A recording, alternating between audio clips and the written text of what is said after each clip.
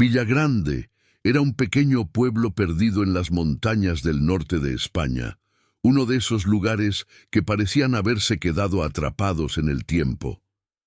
Aún conservaba calles empedradas y casas antiguas, con tejados inclinados que apenas se distinguían entre la bruma que cada mañana cubría el valle. Su población apenas superaba las 50 personas, la mayoría de edad avanzada, pero había una razón más oscura por la que el pueblo había quedado olvidado. Villagrande tenía una historia sangrienta. En 1953, una tragedia oscura ocurrió allí.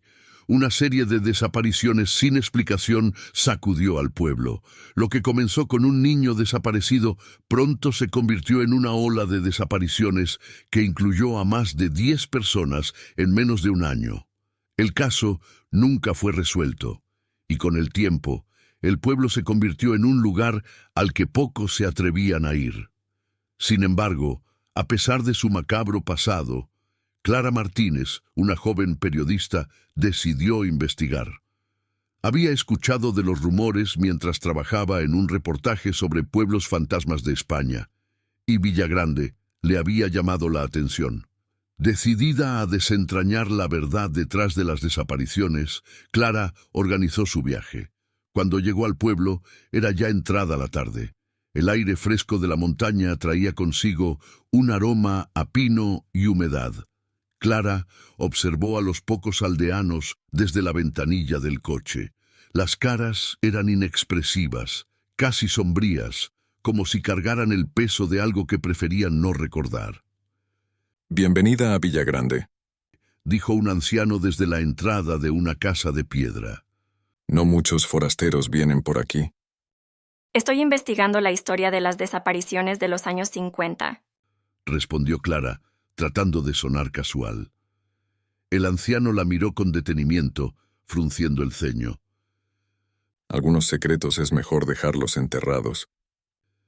Clara se instaló en una pequeña posada al borde del pueblo. Esa noche revisó sus notas. Las desapariciones comenzaron con un niño llamado Mateo Ruiz, de apenas 8 años. Según los informes, estaba jugando cerca del bosque cuando desapareció sin dejar rastro. Luego siguieron varios adultos, todos ellos residentes de Villagrande. A la mañana siguiente, Clara decidió visitar la iglesia del pueblo, un lugar que, según su investigación, jugó un papel importante en la historia. Allí conoció al padre Joaquín, el cura local, un hombre de unos 60 años, con un rostro duro y lleno de arrugas que hablaba de una vida de preocupación.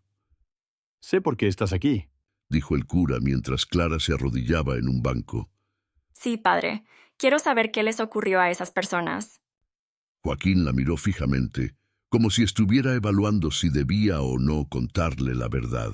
Hay cosas que ni siquiera la iglesia puede explicar. Pero si realmente quieres saber, deberás hablar con los pocos que todavía recuerdan esos tiempos. Pero ten cuidado, Clara. Villagrande guarda secretos oscuros. Esa noche, Clara se quedó despierta hasta tarde, revisando archivos antiguos que había conseguido de la biblioteca local. A medida que las horas avanzaban, el silencio del pueblo se volvía opresivo, roto solo por el ocasional aullido del viento que soplaba a través de las montañas. Justo cuando se disponía a irse a la cama, escuchó un ruido extraño, como un susurro. Se quedó inmóvil, aguzando el oído. Parecía provenir de fuera de la ventana. Clara se levantó lentamente y se acercó al cristal. Afuera, en la oscuridad, había una figura borrosa. Parecía un niño, de pie, solo en medio de la calle. ¿Hola? Clara habló con cautela, pero el niño no respondió. En su lugar comenzó a caminar hacia el borde del bosque. Impulsada por la curiosidad, Clara cogió su linterna y salió tras él. El aire frío la golpeó en el rostro, pero siguió caminando. El niño avanzaba despacio como si quisiera que lo siguiera. Finalmente, Clara llegó a un claro donde el niño se detuvo, dándole la espalda. ¿Estás perdido? Preguntó Clara acercándose con la linterna. Pero cuando el haz de luz iluminó el rostro del niño, Clara retrocedió de inmediato. El rostro del pequeño no tenía ojos, solo cuencas vacías que la miraban fijamente.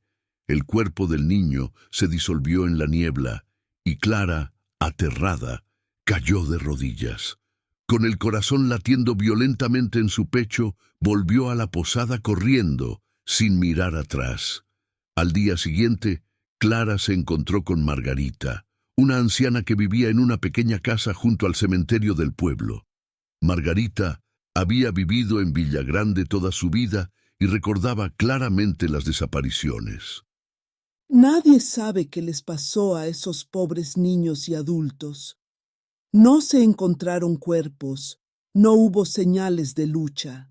Simplemente desaparecieron.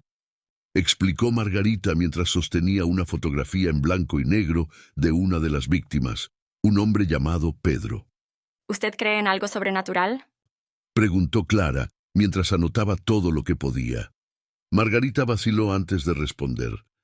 Lo que pasó no es algo que pueda explicarse con palabras.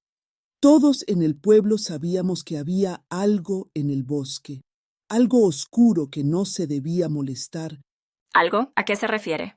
La anciana miró a Clara con sus ojos arrugados y cansados. Hace mucho tiempo, antes de que se fundara el pueblo, se decía que el bosque estaba maldito. Los antiguos, los que vivieron aquí antes de nosotros, hicieron algo horrible. Algunos decían que invocaron algo que nunca debería haber sido despertado. Clara sintió un escalofrío recorrerle la espalda. Cada nuevo dato que obtenía sobre Villagrande solo profundizaba el misterio. ¿Podría haber una conexión entre esas antiguas leyendas y las desapariciones modernas? Esa noche, Clara no pudo dormir.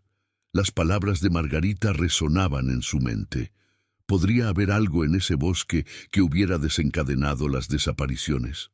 A las 3 de la mañana, despertó súbitamente al escuchar algo golpeando su ventana. Un golpeteo lento, insistente. Se levantó con miedo, encendió su linterna y con cautela se asomó. Lo que vio la hizo retroceder congelada por el pánico. En el borde del bosque, la figura del niño sin ojos estaba allí de nuevo, observándola.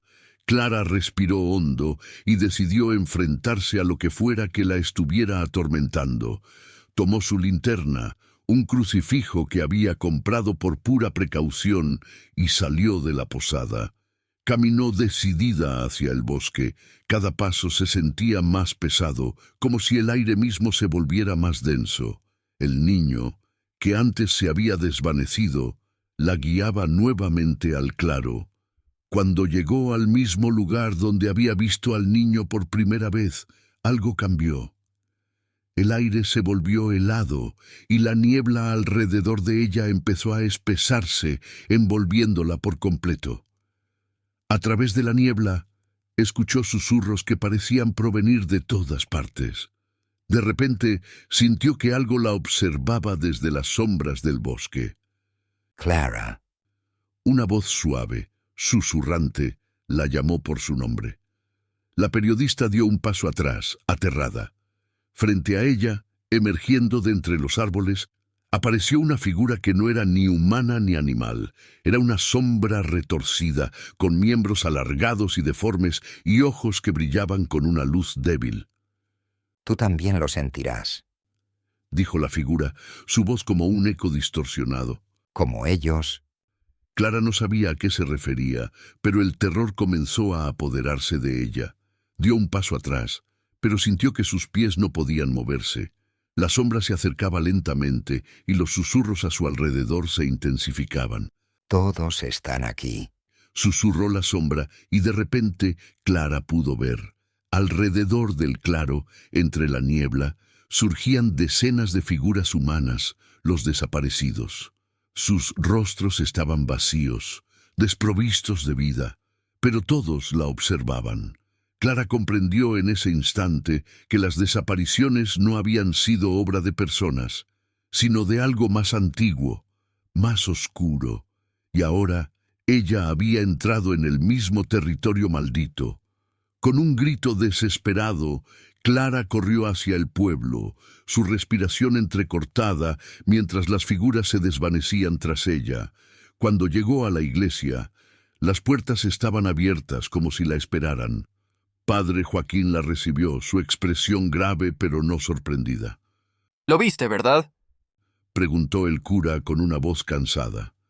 Clara solo pudo asentir, incapaz de procesar lo que acababa de vivir.